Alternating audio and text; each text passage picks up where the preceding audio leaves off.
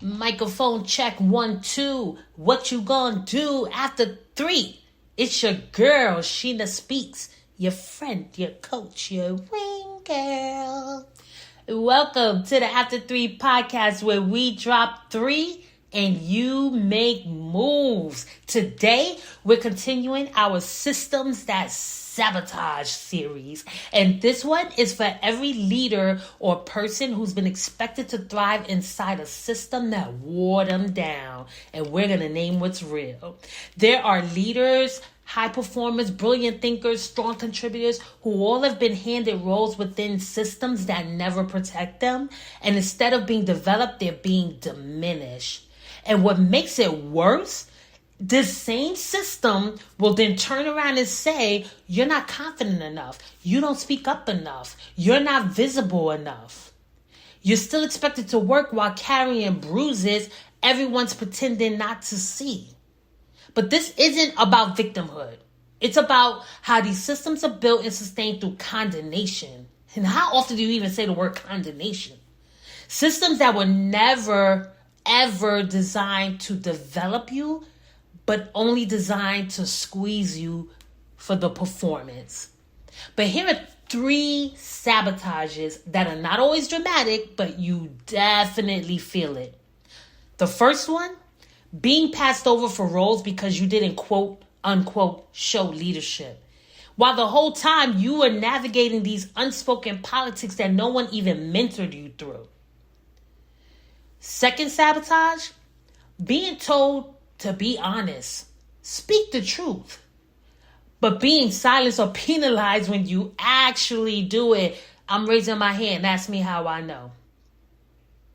The third sabotage, being expected to fix a culture that was broken before you inherited without the proper resources, support, or authority to make real changes.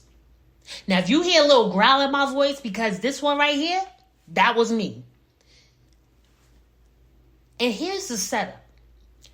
The system creates the pain, then blames you for not thriving in it.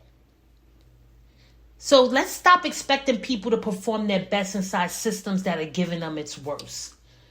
If you are in a system that has gaslight your contribution or downplayed your capacity or even made you question your voice, expertise, talent, or authority, please know you may not be the problem, but you may be working inside one. So here are 3 shifts we need.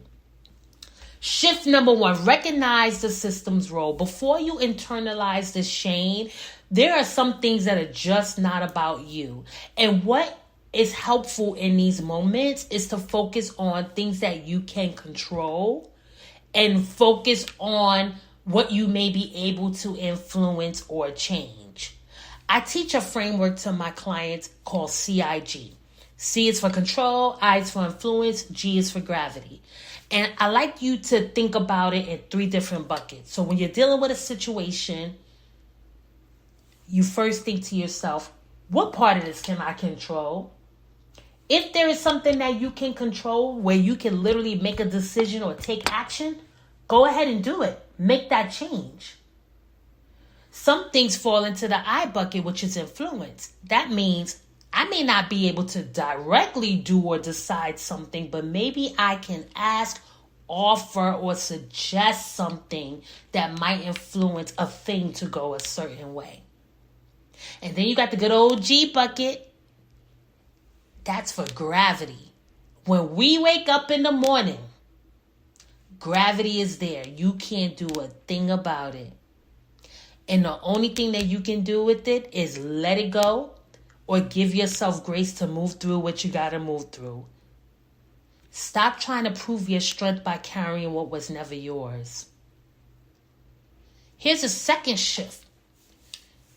Reclaim your own standard. You don't need permission to lead differently.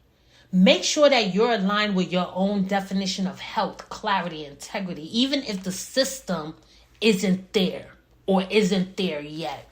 You, my friend, are responsible for how you show up. Don't ever forget that. Ask yourself, What do I need to do more of or less of to stay healthy spiritually, emotionally, physically, mentally, or financially? Because no organization, not one, not two, not three, is worth your crash. Because when you crash, they don't always catch you.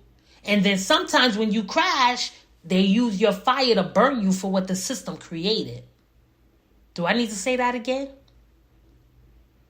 Because when you crash, they don't always catch you. And sometimes they use your fire to burn you for what the system created. So stay on top of yourself. That's not selfish. That's self-leadership. Here's a third shift.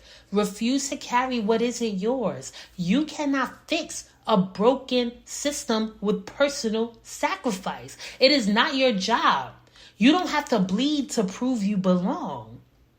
And if you've been trying to lead or move inside a system that really won't acknowledge the harm or do anything to make things better, then maybe it's time to just reclaim your health, your peace, your voice, your self-worth. And sometimes it might mean claiming a new space altogether. One that is worthy of who you are and what you bring to the table from which you are able to thrive. You don't have to break just to belong.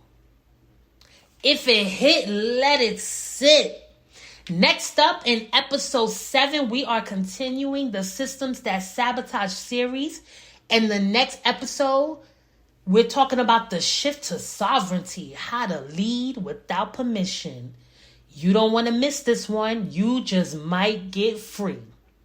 It's your girl, Sheena Speaks, and it's